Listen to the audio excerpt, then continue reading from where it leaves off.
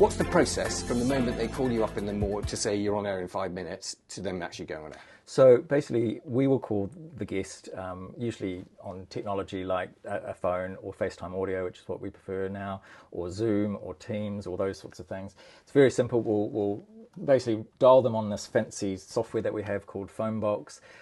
We dial the number in. It's just like a phone conversation for us. We'll talk to you for a couple of minutes, just clarifying how to pronounce your name, for instance, or your correct title.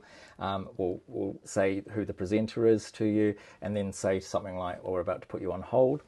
We put you on hold, and at that point, you'll hear what's going out on the radio. Your microphone's still not live. Your microphone's only live once the presenter has read the introduction, introduced who you are, and that is the point where you're live. And you'll hear all of this through your phone or the technology that you're using. Do you have any tips for reassuring people further? To you, it may just be a bit of a chit chat, but they may be a bag of nerves earlier. Anything you can give them to really reassure them that you're not going to trip them up? Well, that's the thing. We're local radio. We're not Jeremy Paxman on Newsnight. So we're not out to get you or out to put you in a situation where you're compromised or anything like that. But because basically we're local radio, in 2 weeks' time we'll probably want to talk to you on a totally different matter, and we can't burn a bridge with you. So we'll still want that as a relationship. We have relationships with you, that sort of thing. So if it is a grilling or a holding to account interview because you're say a counsellor in a position of authority, we'll let you know that it will be a situation like that where we'll be asking the tough questions, but you don't necessarily have to answer those tough questions. It's just a way of dealing with it. But most interviews that we do are just pure fact-gathering type interviews, and letting our listeners know that this is happening in our area, for instance. So we're not designing to trip you up. We're just there to help get that information out to our listeners. And the presenter will actually half the time lead you through your interview by sort of prompting you if you've forgotten something even. So it's nothing to worry about in that regard. It sounds like often the presenter is actually on the guest side. Exactly. The presenter is there to be your friend, easing you way through. And that again, they'll ask questions like a normal human and react to what you say. They don't have set questions that they follow or anything like that. It's, as I said, it's a conversation between you and the presenter. So what would you say to someone maybe representing a company or something? So they're doing you a favour by coming on, but they hope to maybe get something out of it. What if they say, tell me in advance what you're going to ask me, or don't ask me these things? Well, we have a policy at the BBC not to give out questions in advance, and half the time we don't actually know what the questions are going to be because the presenter will make them up on the spot by reacting to what's actually happening in the conversation. It's a conversation. It's a conversation.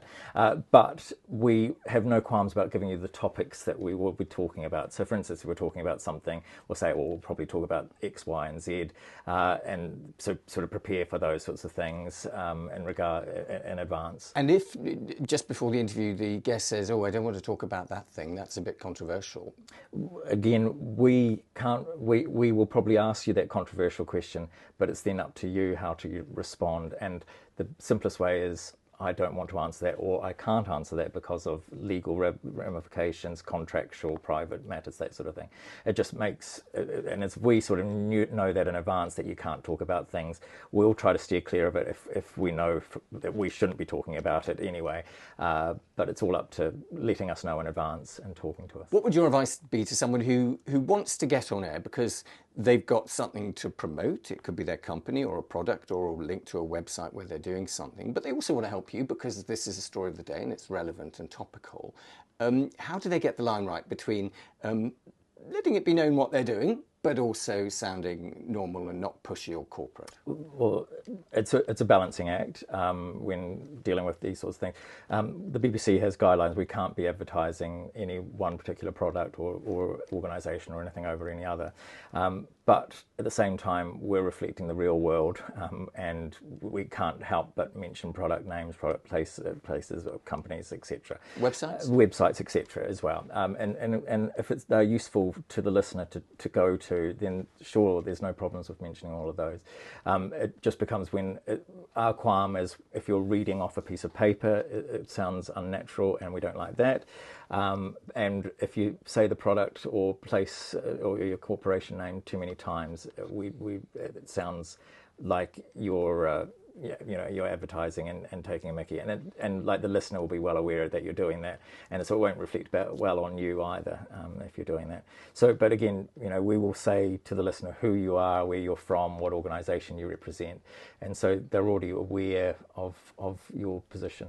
What's your advice about coming in? If a guest said, look, can I come into your studio, I'm in your town, rather than do it on the phone, what would you say? We love studio interviews. Come in at all costs, basically because it's so much better when you're sitting there in front of the presenter.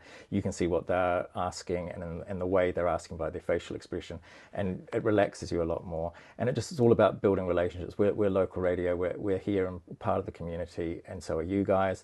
So we would love to have it, and it builds those sort of relationships that we've got going. And you never know, you might ring them up 2 weeks later because you built that relationship. Exactly.